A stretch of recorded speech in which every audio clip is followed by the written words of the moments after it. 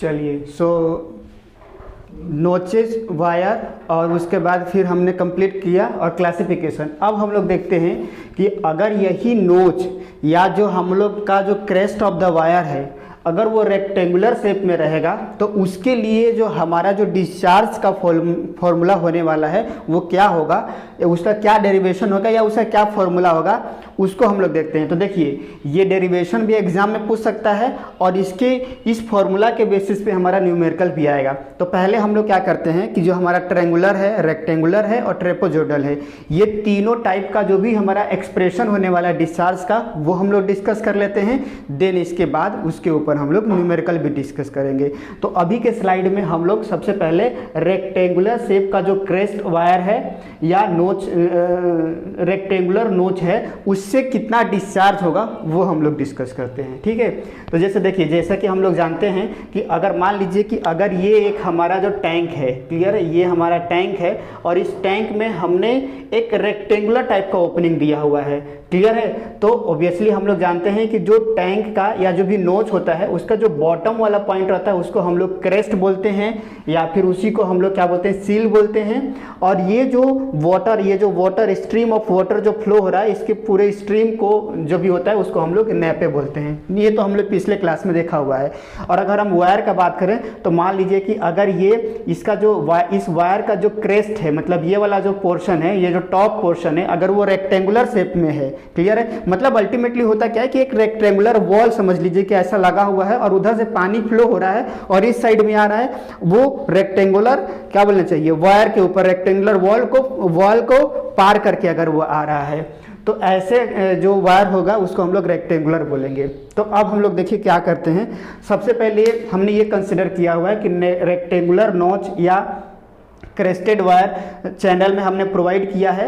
साथ में अगर हम लोग देखिए अल्टीमेटली सबसे पहले हम लोग क्या करेंगे कि एक छोटे सा स्ट्रिप लेंगे, उस स्ट्रिप से कितना डिस्चार्ज फ्लो हो रहा है और उसको फिर हम लोग फ्रॉम द जीरो से लेके एच हाइट तक मान लेते हैं कि वाटर का हाइट है जिससे कि वो फ्लो हो रहा है। तो पूरे होल फिर एरिया के लिए या फिर पूरे होल हेड के लिए हम लोग निकाल लेंगे। तो सबसे पहले अगर हम लोग ये कंसिडर करें कि एक एलिमेंट्री स्ट्रिप है जिसका जो हाइट है वो DH है और जो लेंथ है, मतलब कि अगर देखिए यहाँ पे एक रेक्टेंगुलर वॉल ऐसे समझ लीजिए कि ऐसे वॉल लगा हुआ है, तो उस वॉल का यहाँ से लेके यहाँ तक का लेंथ जो होगा वो L हो गया और उसका जो हाइट हो गया वो हमारा कितना हो गया, DH हो गया।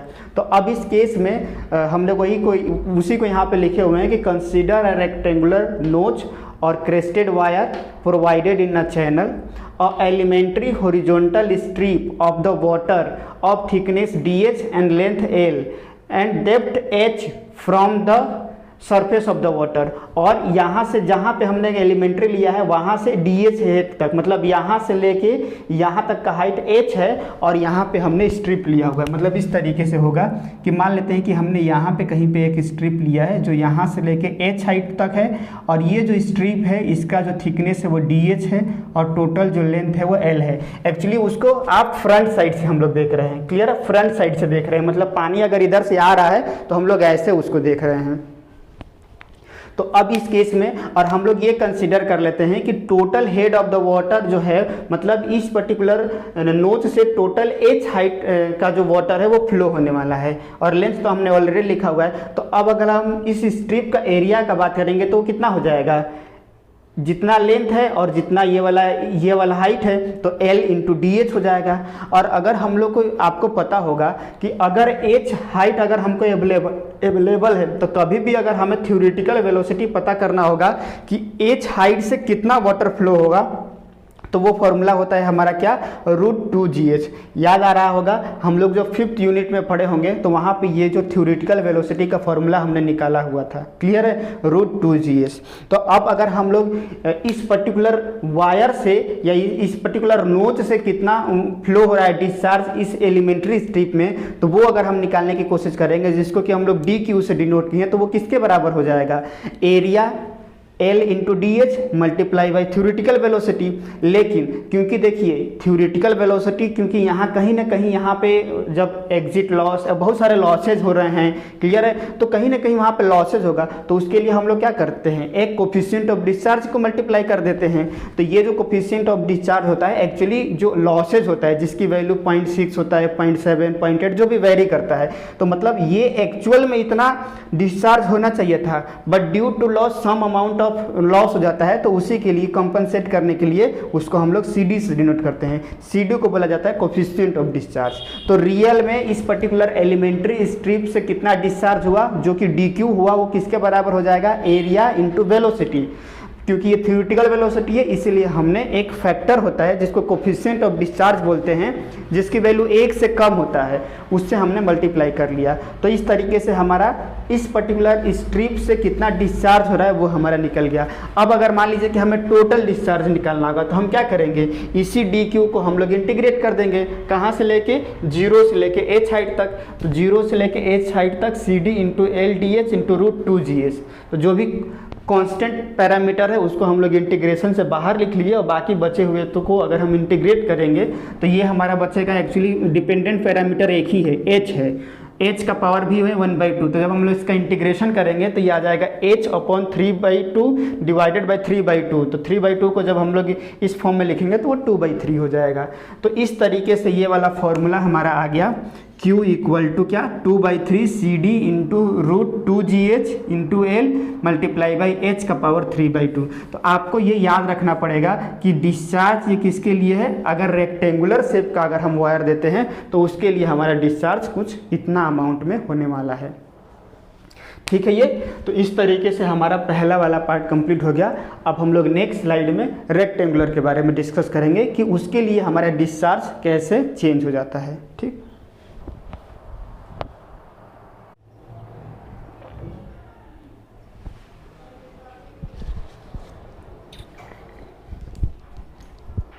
चलिए, सो रेक्टेंगुलर वाला हमारा हो गया। अब हम लोग जो सेकेंड है वो ट्रायंगुलर के बारे में, ठीक है, जो हमारा नॉच और वायर का अगर जो क्रॉस सेक्शन है अगर वो ट्रायंगुलर हो तो उस केस में हमारा डिस्चार्ज क्या होगा उसको हम लोग देखते हैं। क्लियर है। तो जैसे देखिए, अगर हम फ्रंट से अगर हम देखेंगे कि जो भी नोच और वायर होगा अगर वो ट्रायंगुलर शेप में होगा तो वो कुछ इस तरीके से दिखेगा। क्लियर है। तो हम ये कंसीडर कर लेते हैं कि मान लेते हैं कि यहाँ से लेके और यहाँ तक जो टोटल जो हाइट है वो h है, मतलब यहाँ तक वाटर सरफेस है, ये फ्री सरफेस दिख रहा है, यहाँ तक हमारा ये वाटर भरा हुआ है।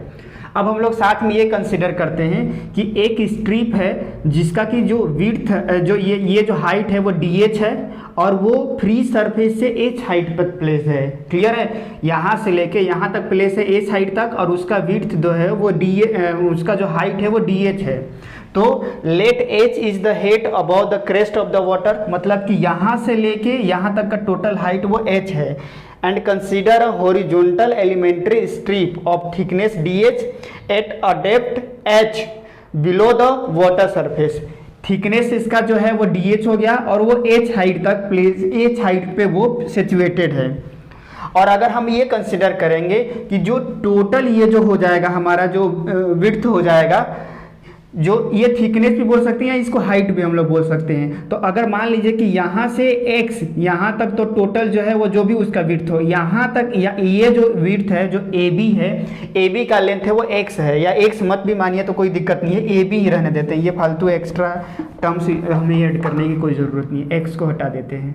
तो ये AB है। तो अल्टीमेटली अगर अब देखिए हमें क्या निकालना है, डिस्चार्ज निकालना है। डिस्चार्ज के लिए हमें क्या पता होना चाहिए, एक तो वेलोसिटी पता होना चाहिए और दूसरा कि उस स्ट्रिप का एरिया कितना होगा। तो इस स्ट्रिप का एरिया हमारा कितना हो जाएगा, तो अगर हम इसका बात करें एरिया का, तो ये जो थिकनेस हो गया या हाइट हो गया DH और मल्टीप्लाई बाई AB। तो अगर हमें ये पता चल जाएगा कि ये जो AB है वो AB कितना होगा, उसको हम DH से मल्टीप्लाई कर देंगे तो एरिया निकल जाएगा। और फ्री सरफेस से एच हाइट तक सिचुएटेड है हमारा स्ट्रिप, तो उसके लिए थ्योरेटिकल वेलोसिटी तो हमें पता है √2gh हो जाएगा और उसमें कोफिशिएंट ऑफ डिस्चार्ज का मल्टीप्लाई कर देंगे तो एक्चुअल वेलोसिटी आ जाएगा। तो मतलब अल्टीमेटली अगर हमें ए बी की वैल्यू मिल गई तो हमें हमारा निकल जाएगा। वहां पे क्योंकि रेक्टेंगुलर था और एल लेंथ था तो उसके लिए ज़्यादा दिक्कत नहीं हुआ, बस L multiply by D H कर दिए, बट यहाँ पे हमें ए बी निकालना होगा। और साथ में हम ये कंसिडर कर लेते हैं कि ये जो ट्रायंगुलर है तो उसका यहाँ पे ये जो क्रेस्ट के जो बॉटम पे जो एंगल बना रहा है मान लेते हैं वो थीटा है। तो यहाँ पे अगर इसका एक अच्छे से अगर देखेंगे तो देखिए ये हमारा एंगल हो गया थीटा, ये स्ट्रिप का लेंथ हो गया ए बी और बीच में ए सी और बी सी से मिलके बना हुआ ए बी। यहाँ से यहाँ तक का हाइट जो है फ्री सरफेस से स्ट्रिप का जो हाइट है वो h है और टोटल हाइट डी एच है। तो अगर हमें ए बी निकालना होगा तो देखिए हम क्या लिख सकते हैं, tan θ/2। हम लोग पहले ये वाला पोर्शन का बस देखते हैं तो ए सी और ओ में देखिए tan θ इक्वल टू क्या हो जाएगा ए सी डिवाइडेड बाई ओ सी, और ओ सी कितना हो जाएगा, देखिए टोटल हाइट h है और ये वाला हाइट स्मॉल h है, तो ये वाला लेंथ हमारा कितना हो जाएगा capital H minus small h हो जाएगा। तो tan θ/2 इक्वल टू क्या हो जाएगा ए सी डिवाइडेड बाई ओ सी। तो यहाँ पे ए सी की वैल्यू क्या हो जाएगी ओ सी मल्टीप्लाई बाई tan θ/2 और OC की वैल्यू हमने अभी कितना देखा कि टोटल हाइट h है और यहाँ तक हाइट स्मॉल h है, तो ये वाला हाइट कितना हो जाएगा capital H minus small h। तो capital H minus small h multiply by tan θ/2 हो जाएगा। ठीक, तो अब देखिए एरिया ऑफ द स्ट्रिप क्या हो जाएगा, वो किसके बराबर हो जाएगा A B multiply by D H, और ए बी की वैल्यू किसके बराबर हो जाएगा 2 मल्टीप्लाई बाई ए सी हो जाएगा। ये जो ए सी है उसको 2 टाइम कर देंगे तो हमारा ए बी हो जाएगा। तो अब ए सी की वैल्यू यहाँ से हम लोग यहाँ पुट कर लेते हैं 2 multiply by capital H minus small h into tan θ/2 हो जाएगा इंटू डी एच। यहाँ तक क्लियर है। तो ये एरिया हो गया। थ्योरेटिकल वेलोसिटी कितना हो जाएगा स्ट्रिप के थ्रू, अगर वो h हाइट तक है तो वो किसके बराबर हो जाएगा √2gh। तो अब डिस्चार्ज स्ट्रिप से कितना हो जाएगा, तो coefficient of discharge multiply by theoretical velocity into area of the strip. तो आप वैल्यू को पुट कर लीजिए तो dq इक्वल टू कितना हो जाएगा cd into area of the strip. ये वाला वैल्यू को हमने यहाँ पे पुट कर लिए, ये हर बार छूट गया θ/2 into D H into √2gh। अब टोटल डिस्चार्ज के लिए देन अगेन इंटीग्रेट कर देंगे 0 से लेके h तक के लिए। तो ये सारा वैल्यू को आप पुट करिए 0 से h तक करिए। तो इसमें कॉमन क्या है cd है 2 है tan θ/2 है √2g है। तो ये सबको हमने बाहर ले लिया, बाकी बचा क्या capital H minus small h into ये वाला h का पावर 1/2 इंटू डी एच।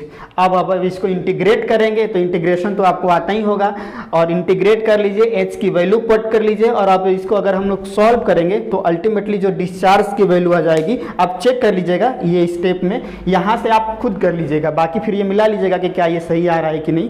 तो लास्ट में हमारा जो डिस्चार्ज की वैल्यू आ जाएगी वो 8/50 into C D into tan θ/2 into √2gh into h का पावर 3/2 आ रहा था। तो मतलब जो रेक्टेंगुलर के लिए जो हमारा आ रहा था यहाँ पे 2/3 CD मल्टीप्लाई बाई यहाँ पे लेंथ था इंटू √2g h का पावर 3/2 आ रहा था। तो यहाँ पे 5/2 और मतलब अलग वैल्यू आ रहा है। तो ये आपको याद रखना है कि अगर ट्रायंगुलर हो जाएगा तो उसके लिए डिस्चार्ज की वैल्यू अलग हो जाती है और अगर वही रेक्टेंगुलर होता तो उसके लिए डिस्चार्ज की वैल्यू अलग हो जाएगी। तो ये डेरिवेशन एग्जाम में पूछ सकता है और इसके बेसिस पे इस फॉर्मूला के बेसिस पे ही न्यूमेरिकल आ सकता है। क्लियर है। तो आइदर या तो यह फॉर्मूला याद रख लीजिए या ऐसा भी कंफ्यूजन हो सकता है कि पहले क्वेश्चन बोलेगा कि आप डिराइव करिए और उसके बेसिस पे एक डेटा दे देगा न्यूमेरिकल बनाने के लिए। तो ज़्यादा अच्छा है कि बार बार आप 3 चीज़ तो आपको याद रखना है, क्या 2 चीज़, एक एरिया ऑफ द स्ट्रिप निकालने आपको आना चाहिए। रेक्टेंगुलर के लिए तो सिंपल है वो आप निकाल लेंगे, ट्रायंगुलर के लिए एरिया ऑफ द स्ट्रिप निकालने जान जाइए और थ्योरेटिकल वेलोसिटी का तो फॉर्मूला आपको पता है कि √2gh और साथ में लिमिट लगा 0 से 8 तक इंटीग्रेट करने आना चाहिए। तो बार बार प्रैक्टिस करेंगे तो ये चीज़ें ईजी हो जाएंगे। तो अगर मान लीजिए कि कभी फॉर्मूला भूल भी जाते हैं एग्जाम में तो डायरेक्ट आप डिराइव करके रफ में और आप निकाल सकते हैं या फिर क्रॉस चेक भी कर सकते हैं कि क्या मैं सही हूँ कि नहीं। वहाँ पे अगर कुछ भी डाउट हुआ तो कोई भी टर्म्स में तो आप ज़्यादा यही करिएगा कि प्रैक्टिस कर लीजिएगा बार बार। ठीक है। तो ये हो गया। अब लास्ट में जो ट्रेपोजोडल है तो ट्रेपोजोडल में करना कुछ नहीं है, जो रेक्टेंगुलर का आया है और ट्रायंगुलर का आया है। तो क्योंकि ट्रेपोजोडल किससे किससे मिलके बना हुआ है, रेक्टेंगल से भी मिलके बना हुआ है और ट्रेपोजोइडल ट्रायंगल से भी मिलके बना हुआ है, तो बस उसी का एक कंबाइंड वर्जन ये दोनों फॉर्मूला को मिला देंगे तो ट्रेपोजोइडल के लिए आ जाएगा, जो कि हम लोग नेक्स्ट स्लाइड में डिस्कस कर लेते हैं। तो ये तीनों अलग अलग केस के लिए कंप्लीट हो जाएगा, तो जस्ट नेक्स्ट स्लाइड में डिस्कस करते हैं।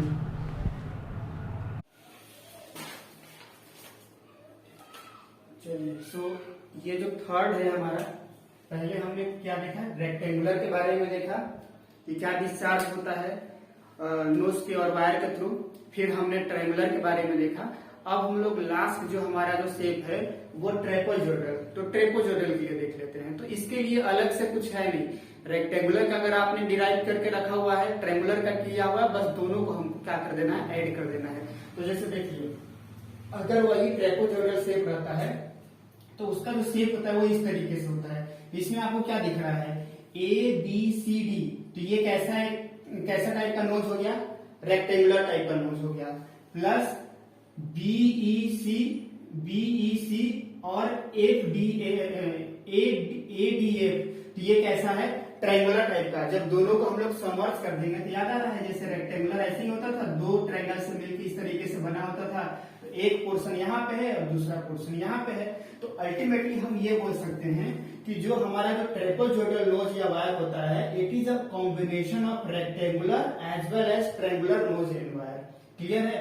तो अगर हमें टोटल डिस्चार्ज अगर इस ट्रेपोजोइडल से निकालना होगा तो हमें क्या करना पड़ेगा कि रेक्टेंगुलर वाले नोज से कितना हो रहा है और ट्रायंगुलर वाले से कितना हो रहा है, दोनों को अगर हम कंबाइन कर देंगे तो हमें ये निकल जाएगा। तो अब देखिए, क्योंकि रेक्टेंगुलर है तो रेक्टेंगुलर के लिए कोफिशिएंट ऑफ डिस्चार्ज अलग होगा, और अगर वही ट्रायंगुलर है तो उसके लिए कोफिशिएंट ऑफ डिस्चार्ज अलग होगा। तो अगर कोफिशिएंट का डिस्चार्ज CD1 अगर रेक्टेंगुलर के लिए है और CD2 ट्रायंगुलर के लिए है, तो अगर हम ये निकालें, ये ऑलरेडी निकाले हुए हैं ना कि total discharge for rectangular notch and weir, तो इसका फॉर्मूला क्या होता था, 2/3 CD1 multiply by L into √2G into H का पावर 3/2। और अगर हम वही ट्रायंगुलर के बारे में जो कि जस्ट पिछले स्लाइड में डिस्कस किए, वो किसके बराबर हो जाएगा, 8/50 CD2 into 10θ/2 into √2G into H का पावर 5/2। तो अब रेक्टेंगुलर के लिए निकल गया, ट्रायंगुलर के लिए निकल गया। तो अब ट्रेपोजोइडल के लिए टोटल डिस्चार्ज क्या हो जाएगा, summation of discharge for rectangular plus discharge for triangular, जो कि Q1 और Q2 हमने लिखा हुआ है। तो बस इसी को हम लोग ऐड कर देंगे, 2/3 CD1 into L into √2G into H का पावर 3/2 प्लस 8/15 into CD2 10θ/2 into √2G into H का पावर 5/2। तो ये हमारा डिस्चार्ज हो जाएगा किसके लिए, ट्रेपोजोइडल के लिए। तो आपको करना क्या है, रेक्टेंगुलर के लिए आप 2-3 बार प्रैक्टिस कर लीजिए, ट्रायंगुलर के लिए 2-3 बार प्रैक्टिस कर लीजिए, और फिर इसके लिए तो प्रैक्टिस करने की जरूरत नहीं है कि जब अगर आप 2 कर लेंगे तो बस कॉम्बिनेशन में आपको लिख लेना है। तो अगर मान लीजिए कि ट्रेपोजोइडल के लिए एग्जाम में आएगा तो आप क्या करेंगे, ऐसा यहाँ पे बना लेंगे कि यहाँ तक तो स्टेटमेंट आप लिखेंगे, इसके बाद आप डिराइव करके दिखाएंगे रेक्टेंगुलर के लिए पहले, जैसे हम लोग रेक्टेंगुलर के लिए दिखाएं, और फिर बताइएगा कि फिर इस तरीके से रेक्टेंगुलर का इतना हो गया। फिर ट्रायंगुलर के लिए आप डायग्राम बना के जो हमने डिस्कस किया है वो डिराइव करके दिखाइएगा, और लास्ट में फिर लिख लीजिएगा कि discharge through trapezoidal is summation of this plus this, जो निकाल के रखे रहेंगे उसकी वैल्यू को पुट कर दीजिएगा तो ये आ जाएगा। मतलब जितना होल डेरिवेशन शुरू से लेके अब तक ये वो पूरा ट्रेपोजोइडल के लिए आ जाएगा। रेक्टेंगुलर पहले निकाले, फिर ट्रायंगल निकाले, फिर कॉम्बिनेशन इस तरीके से लिख लिए। और अगर केवल इंडिविजुअल का आएगा तो वो तो आपको पता ही है कि केवल ट्रायंगल का निकाल लीजिए या फिर रेक्टेंगल का निकाल लीजिए।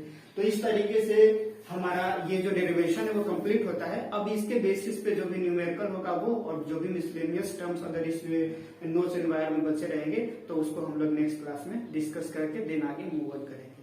ठीक है, तो ठीक है, थैंक यू।